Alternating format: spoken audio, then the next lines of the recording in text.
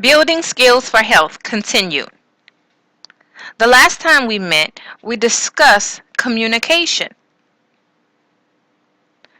We discussed what you need to know for Unit 1 in regards to the basic skills for health. Today we want to continue our objectives of explain why the 7 health skills are important, identify reliable sources of health information, describe influences on personal health, analyze advertising messages, list the 5 decision-making steps, and list healthful behaviors that can protect health. We've already gone through assessing information, analyzing influence, decision-making, and goal setting. This time we'll discuss interpersonal communication, self-management, and advocacy.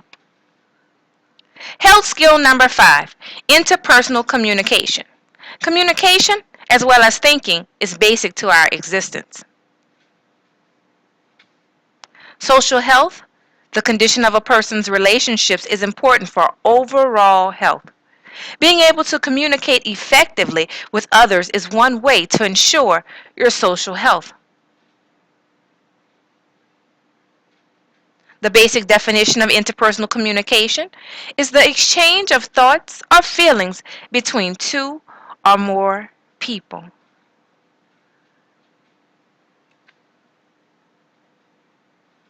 Now let's look at each component of interpersonal communication. To ensure effective interpersonal communication and social health, you need to become skilled in the following components of interpersonal communication: verbal and nonverbal communication, active listening skills, refusal skills, and conflict resolution skills. Now let's get a bit more in depth. It's not what you say, but how you say it. Is that true or false?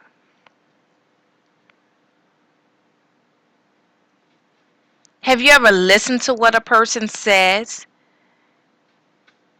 and looked at them while they were saying it, and it didn't seem to match or go together, so you had trouble understanding or following what they were telling you? So, it's about as much what you say as how you say it. That's true. Controlling and modifying certain attributes in regards to verbal communication can change the meaning of what is being said, can evoke emotion or communicate urgency.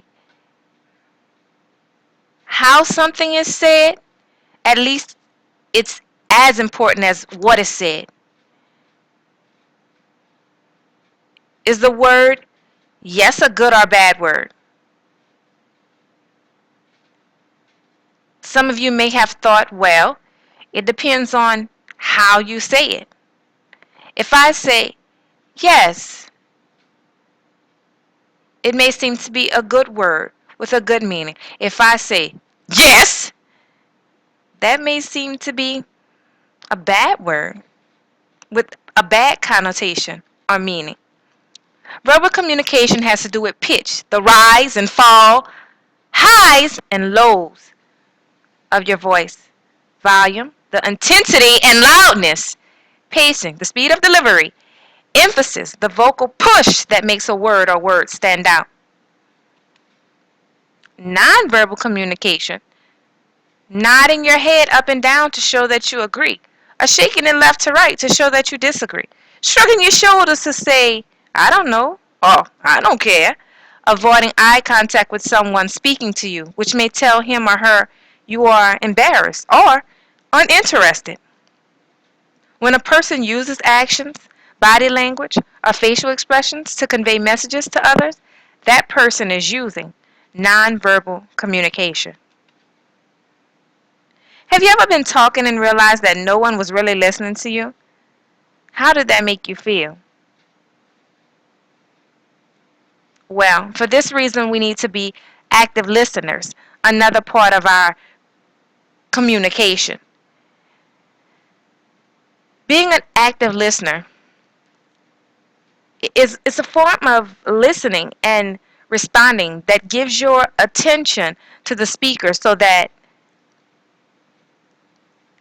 you understand what is being said. You hear what the other person is saying to you.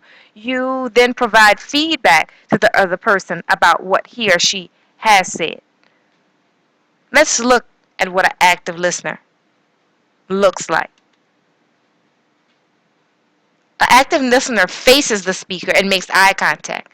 They watch body language and listen at the tone of voice. They use verbal and nonverbal communication to show that they're listening. They ask for more information and restate the speaker's message to check for understanding. They show acknowledgement or appreciation for what is being said. Now that is active listening.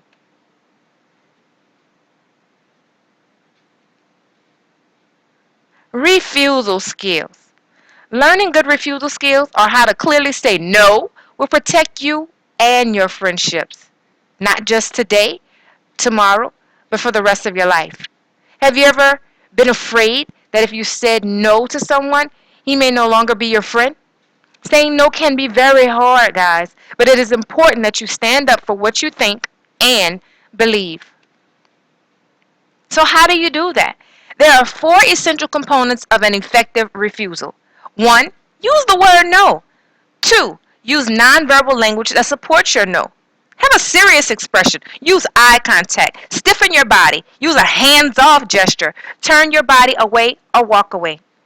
3. Use a firm tone of voice to support your no. Repeat your no message. Conflict resolution. By learning conflict resolution skills,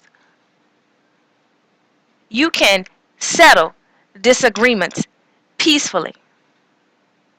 Conflicts are often caused by misunderstandings that lead to words being exchanged and tempers flaring. How do you deal with conflict?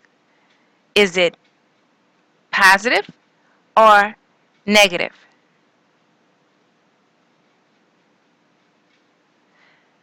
Dealing with conflict negatively involves withdrawing from the situation, surrendering or giving up, or avoiding situations where conflict may arise. Dealing negatively with conflict involves acting in a hostile or aggressive manner. Dealing positively with a conflict involves using reason and sharing your emotions, talking it out by sharing your opinions, attitudes, facts, and perceptions. Health skill number 6, self-management. Do you practice health-enhancing behaviors and reduce risks that can have a negative influence on your health? If so, you are a good self-manager. If not, look to the right. Health-enhancing behaviors include knowing first aid, wearing seatbelts, eating healthy, practicing food safety, being physically active, managing stress, and preventing disease and infection. Health skill number 7, advocacy. What is advocacy?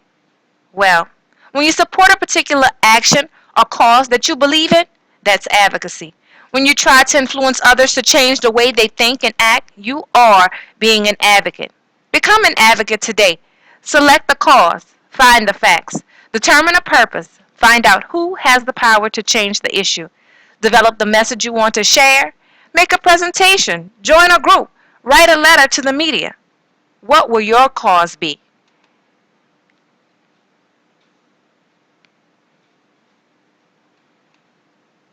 What needs to be completed by this week? We're now well into the 7 skills. You should be completing your quizzes and your unit review that is in the course, as well as working on your Unit 1 Test Part 1 and Test Part 2.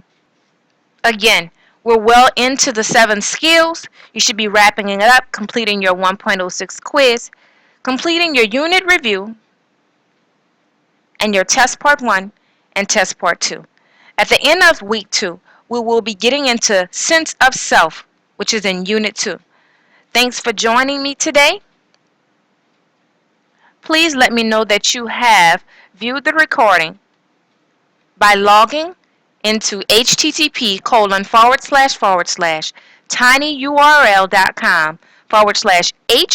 class recordings. Your secret word or password set to. Remember, the explores and practices are just that. Time for you to reflect and explore and practice what you learn. If you do complete them, you can receive extra points. If you do not complete them, they will not negatively affect your grade. See you soon.